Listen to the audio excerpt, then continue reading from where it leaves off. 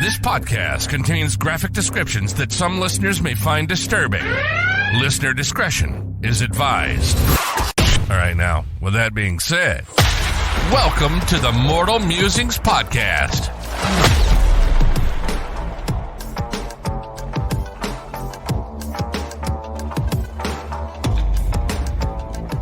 Oh, it's a fucking shit show today, isn't it? Just a tad, just a little bit. Yeah, so basically we're just trying to record our ad, and we do not have the right voice. No. We got some funny. Apparently we seem likeable as a podcast, but to do an ad when people don't... We do not have the voice. Yeah. No, Jesus fucking Christ. So I thought, I know what I'll do. The guy who did our intro and our outro, I'll send it to him for him to buff up our voices, buff up the quality. And he said, that's unusable. Yeah. The guy sounds bored. I'm like, That's my fucking accent. Yeah, so we're shit. But it's okay. It's okay. That's what voiceover actors are for. We'll get it done. We'll get it sorted.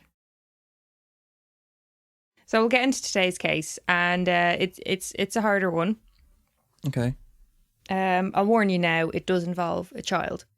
So it's going to be a tough one. It's a tough one to tell, tough one to hear.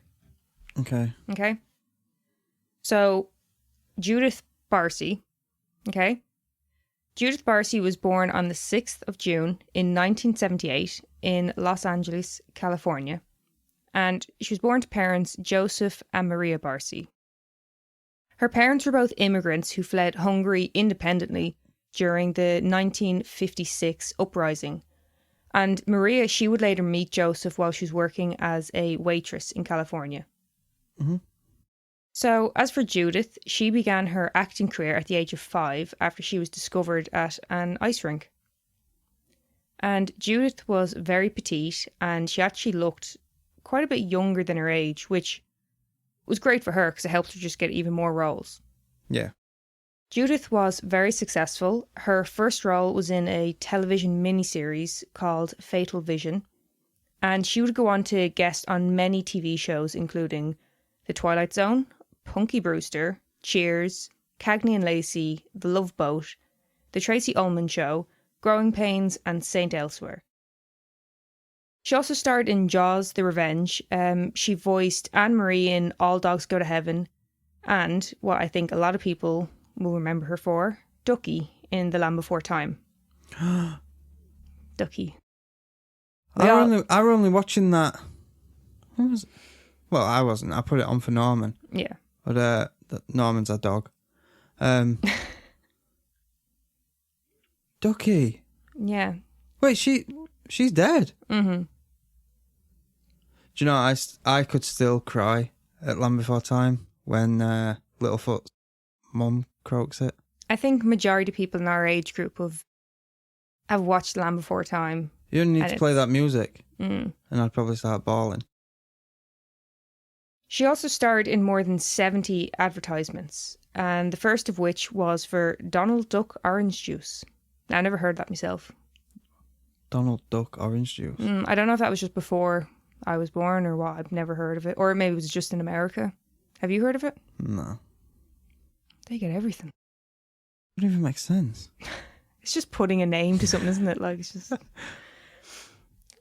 So other advertisements that she featured in, they included Campbell's Soup, big one. Mm-hmm. Toys R Us, big one. And Jif Peanut Butter, another big one. We don't have it over here, but I think we've all seen it on TV or whatever. Jif? Yeah. Yeah, Jif. yeah. You will have seen it from time to time. Yeah. Yeah? Yeah. So by the age of 10, Judith was earning around $100,000 a year, which that's the equivalent roughly to about $250,000 in 2023. What, 5-year-old? No, 10. Okay. 10. Yeah, but I mean, by the age of 10 to be earning that? Yeah. Jesus. So now with Judith becoming such a high earner, the family were actually able to afford to buy a 3-bedroom home in West Hills in San Fernando Valley. Is that a nice area or? I don't. I think so. Okay. A quick look up, see what it is, but I don't know what I'm looking at really. I've never even been to America. But yeah. Her mother Maria was said to have heavily encouraged Judith's acting career, but it was also said that she would go to great lengths to maintain some normality and give her daughter a normal, happy childhood. Her mother's efforts to keep a happy home life were made increasingly harder, though, by the behaviour of Judith's father, Joseph. So, her father, Joseph, he was an abusive alcoholic, and the abuse was not just directed at Maria, but Judith too. His drinking got pretty bad, and it would result in 3 arrests for DUIs. So it's been reported that a large part of his rage stemmed from his bruised ego. He couldn't handle the fact that his daughter was the main source of income for the family. Not looking at it as... I'm so proud of you. You're brilliant. It's my child. So it's just... I have an example of an incident that was witnessed by someone. So... there was one time Judith was out playing with her kite. Her father grabbed it off of her and she became upset because, hey, playing with that. That's my fucking kite. Yeah. So when Judith became upset that he had done that, he decided to call her a spoilt brat and break the kite into pieces. So just, a massive dick. But what did he take it off her for in the first place? I don't know. This was just like something that was witnessed by, I think it was the neighbour. Okay. And it's just like, well, for what? Yeah. What was she doing wrong? And it's so, like, let's say she was acting a bit, snotty with him. Yeah. There's probably a fucking reason for it, with all the behaviour. And as shitty as that behaviour is, like I said, it gets a lot worse. So Joseph would often threaten to kill himself, Maria, and Judith. Peter Keevan, a friend of Joseph's, recalled that he had told him that he wanted to kill Maria, and Peter said he had heard Joseph say that hundreds of times. Peter would then say, I tried to calm him down. I tell him, if you kill her, what will happen to your little one? Joseph would reply, I gotta kill her too. So he was openly saying this, and... Yeah. Well, I say openly to a friend. I don't know how close they were, if he thought he was confiding, but... Jesus Christ. Yeah. So when Judith got cast in Jaws the Revenge, she had to travel to the Bahamas for filming, right? Yeah. But before she went, her father gave her a little reminder. And the reminder was, if you decide not to come back, I will cut your throat, while holding a knife to her. Fucking hell. So, following on from that, Maria's brother remembered hearing Joseph say to his family, remember what I told you before you left. And he says that when he said that, Judith burst into tears. Yeah. So, sometimes you'll hear a story in a case and people are like, oh, well, how do you know that happened? It doesn't mean we know it for a fact, but he's witnessing this going, hang on a sec. It kind of starts to all fall into place, doesn't it? Yeah.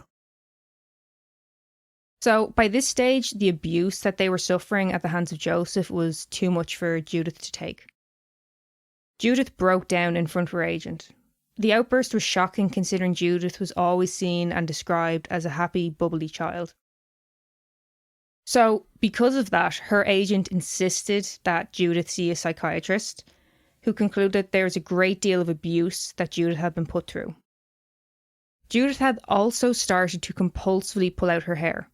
She had plucked out her eyelashes and her cat's whiskers. What's cat's whiskers? A cat's whiskers. Oh, I thought Whiskers you said on a her, cat. her No. cat's whiskers. Her so I'm cat's. like, No, belongs to the her. fuck are they? No. Well, you have stupid names for fucking all sorts on yourself. Cat eye and fucking... No, it was her literal pet cat's whiskers. The poor fucking cat. I know, no good. Right, so... Sorry, getting therapist. Why wasn't Child Protective Services? The next line is Child Protective Services. Sorry. But you're right. So, Child Protective Services were contacted by the psychiatrist. But Maria assured them that she was beginning divorce proceedings and taking Judith with her. Maria had previously rented an apartment as a safe space for her and Judith to seek refuge during the day, and they would return home at night. That was the only time that they were kind of like spending in the family home. Yeah. One of their neighbours, Eunice Daly, encouraged Maria to get out after Maria had told her about the threats and abuse. Unfortunately, though, Maria told her, "I can't, because he'll come after us and kill us, and he's threatened to burn down the house." Maria had actually gone and sought help, but, I mean, like with a lot of these situations, without hard evidence of abuse, it's hard to prove, and it would have put her and her daughter in an incredibly dangerous situation.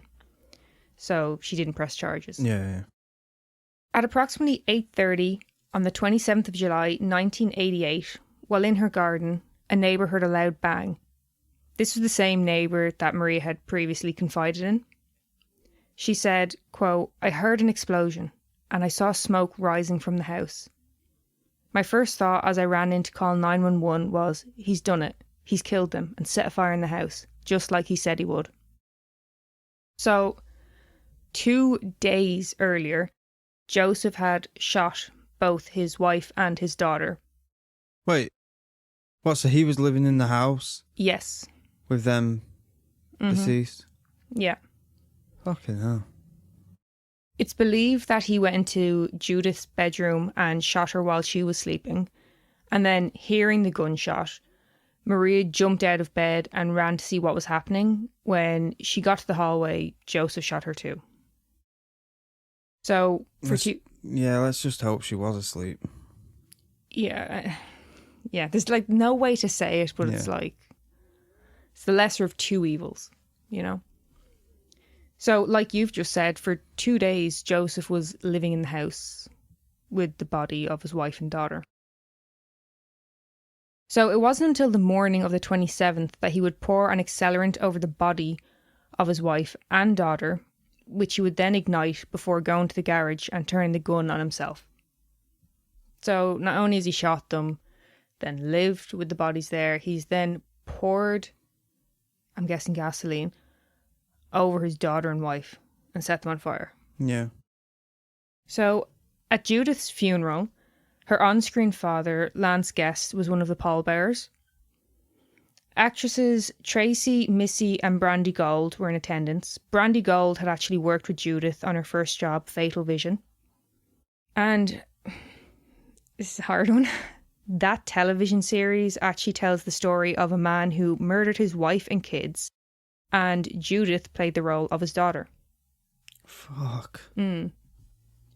What show is this? It was a television miniseries called Fatal Vision. Okay.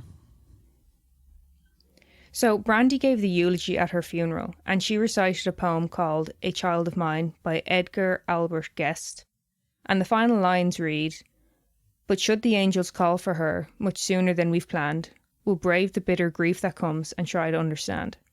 And it's just, you know, when you hear that and you picture Judith and you picture like Ducky and all that, it's just like, fuck. So Maria and Judith, they were buried at Forest Lawn in the Hollywood Hills. And the grave actually remained unmarked until 2004 when fans grouped together to get her a gravestone. That's nice. Her gravestone is engraved with, get ready for it, "Our concrete angel," and also, yep. I knew it was going to be yep. Yeah. So, something I wanted to include in this because while researching the case, this kept bothering me. Kept coming back around my head. And I was like, I can't figure out how... I don't mean how it got to this point, like, you know, you see this type of shit happening, but it was how it got to that point that she had gone to a therapist, that Child Protective Services had been called and nothing had happened, that Maria had gone to police about abuse, you know. So Helen Kleinberg, a member of the Commission for Children's Services, said, quote, "We can't save every child. But she did state that she was upset that the department had closed the case at the request of the mother. She added, "From my point of view, the child was the client, not the mother." Yeah. Yeah. And as soon as I found that quote from her, I was like, thank you. That's so nice to hear. Because it just seemed to be that, like, you know, whether Maria was trying to protect Judith and herself or what the situation was, it was just horrible to hear that, you know, another person slipped through the cracks, or more people slipped through the cracks. And like I said earlier, this is a hard case to hear and to tell. And I think the reason is not only because she was a child, but again, a lot of people in our age group felt sort of a connection, you know. It's Ducky. It's Ducky. She was someone who entertained us and made a mark on our childhood, you know. Or maybe if you're older, it made your child happy and we're part of their childhood. The only thing what I keep thinking now is I can't remember her voice being different throughout the, you know, because isn't there like 5 Land Before Times? I can't ever remember her voice being different. I don't know. I was very young when I watched it. Like she'd only be in the first one. Yeah, so she died in 88. Okay. Yeah, so she'll just be the first one. Yeah, I think so. I'll leave that to you. You're the expert on 80s and 90s kid shows. But yeah, I do think, you know, to have such a happy memory of like, oh my God, I remember that show. I love that show. And then you find out what she had to endure, and she was going through this at the same time she was producing this character, making it come to life. Yeah. It's a very hard pill to swallow, I think. But as difficult as it is to talk about and to hear, those are the cases that are important to tell, I think. So to get us off this horrible story, we'll do an oddity. Please make it a good one. It's actually, it's not so much an oddity, it's more just something I came across that I thought was really funny. Okay. We've got to give the listeners a couple of laughs here. Like, I think it's funny. Okay. It's not a big story. It's literally something I came across and I was like, that's funny. We got to say that. Okay. So, you know Stephen King? The writer, yeah. author. Yeah. Yeah. He's an icon, wouldn't you say? Yeah. He's massive. You know, he's got fucking Misery, Carrie, Green Mile, Shining. You know, I'd be here all day if I tried to list them all. He's brilliant. He's a massive figure in horror. Yeah, agreed? Yeah. So, what I wanted to tell you about him has sweet fuck all to do with that. Did you know that Stephen King is obsessed with Mambo Number 5? The song? Yeah. No. Obsessed. His wife threatened to leave him over his love of Mambo Number 5. Not Ricky Martin. No. Mambo Lou Number 5. something. What was his name? I can't remember. Oh yeah, I know the song. Yeah. Why did I think that was Ricky Martin? I don't know. Yeah, he was obsessed with it. So he said, my wife threatened to divorce me. I played that a lot. Right? What the fuck? I love those extended play things, and I played both sides of it. And one of them was just total instrumental. I played that thing until my wife just said, one more time and I'm going to fucking leave you. Right. It sounds extreme, but hear me out. I can actually see where she's coming from. I like Michael Jackson. Brilliant artist. You know, a lot of good songs. But when you get into your fucking Michael Jackson phase and you're listening to the same fucking songs over and over again. I literally have that written down here. And I'll tell you another one. Not Michael Jackson specifically. I'll tell you another one as well.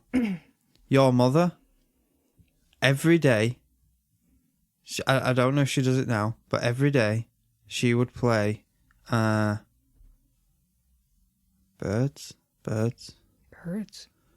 The song's about fucking 13 minutes long. It's a good song.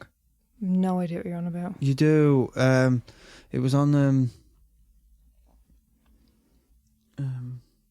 It was the end song on.